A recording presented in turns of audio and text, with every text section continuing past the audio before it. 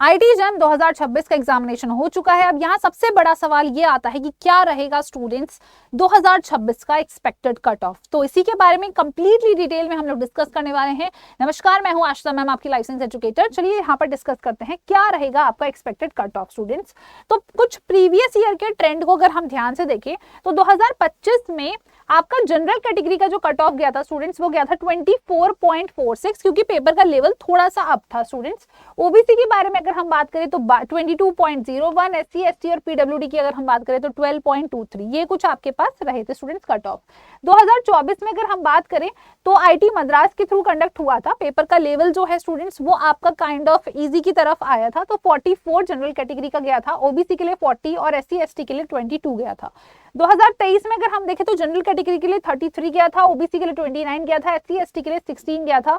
2022 में 35 गया था, ओबीसी के लिए 31 गया था और एससी एसटी के लिए 17 गया था।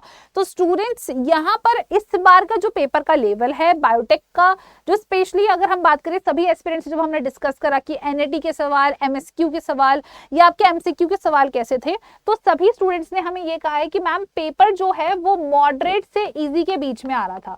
हमारा पेपर मॉडरेट से इजी के बीच में आ रहा था, यानी कि स्टूडेंट्स मुझे जो लग रहा है इस बार आपकी जो कट ऑफ रहेगी वो थोड़ी सी बढ़ के आने वाली है। यानी कि तुम इसमें अपना लगभग 4 से 5 नंबर का मार्जिन लेके चलो स्टूडेंट्स, कि आपका जो पहले का कट ऑफ था उससे ज्यादा ही इस बार कट ऑफ जाने वाली है, क्योंकि मैक्सिमम ऑफ द एस्पिरेंट्स इस बार क्लेम कर रहे हैं कि मॉडरेट टू इजी के बीच में हमारा पेपर रहा है। तो क्या हो सकती है 2026 की कट ऑफ स्टूडेंट्स, जरा देख लेते हैं।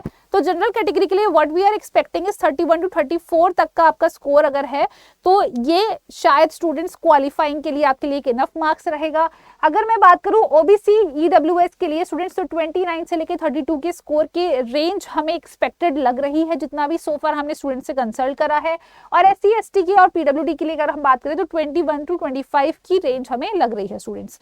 तो ये आपका एक एक्सपेक्टेड कट ऑफ है, जिसमें आप ये कह सकते हैं कि yes this is the minimum marks जो कि आपके आईटी जैम को क्वालिफाई करने के लिए लगेंगे फॉर द बायोटेक्नोलॉजिकल या फॉर द बायोटेक्नोलॉजी सब्जेक्ट के लिए स्टूडेंट्स। तो मैं उम्मीद करती हूँ कि आपको एक थोड़ा सा एक आइडिया जो है वो मिल गया होगा कि क्या आपके पास यहाँ पर स्टूडेंट्स स्कोर आपका होना चाहिए या कितने में आपका जो क्वालिफाइंग है वो आपके पास मेंशन होगा। इसी तरीके की अपडेटेड इंफॉर्मेशन के लिए स्टूडेंट्स जरूर अपने दोस्तों के साथ भी इस सेशन को शेयर कर दीजिए और बेल नोटिफिकेशन आइकन को जरूर ऑन रखिए, ताकि आपकी जो भी मास्टर एंट्रेंस या पीएचडी एंट्रेंस रिलेटेड इंफॉर्मेशन है वो आप तक सबसे पहले तक पहुंचती रहे। धन्यवाद स्टूडेंट्स।